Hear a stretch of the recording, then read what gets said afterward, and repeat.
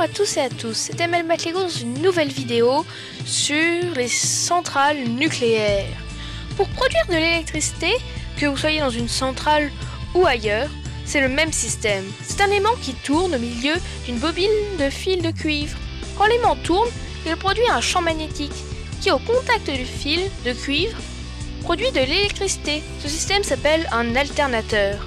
Pour faire tourner cet aimant, nous avons plusieurs solutions. On peut utiliser une roue, ce qui se passe dans la dynamo d'un vélo, ou une turbine qui fonctionne à la vapeur d'eau. Pour faire chauffer cette eau, on peut utiliser le charbon, le fioul et l'uranium qui est un combustible nucléaire. La différence entre le charbon et l'uranium, c'est que le charbon, on le brûle et que l'uranium, on le casse. C'est-à-dire que l'on casse un noyau d'atome. Mais c'est quoi un atome ? Tout d'abord, il faut savoir que la nature est constituée de plein d'éléments. Du fer, de l'hydrogène, de l'oxygène. L'uranium sont des éléments constitués de petites particules, les atomes. Cette action de casser l'uranium produit de la chaleur. Le fait de casser un atome s'appelle la fission. C'est grâce à la chaleur produite par la fission de l'atome d'uranium que l'on arrive à chauffer l'eau qui fait tourner une turbine et qui produit de l'électricité.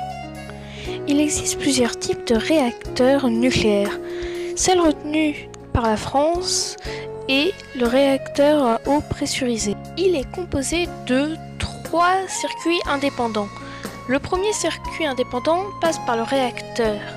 Il est sous pression, donc l'eau ne fait que chauffer et ne se transforme pas en vapeur. Le deuxième circuit indépendant s'appelle le circuit secondaire. Il passe dans la salle des machines.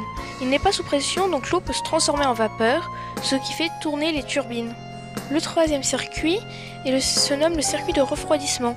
Il a pour but de refroidir la vapeur du circuit secondaire pour qu'elle se retransforme en eau et que ça recommence le cycle. Sur ce, j'espère que cette vidéo vous a plu.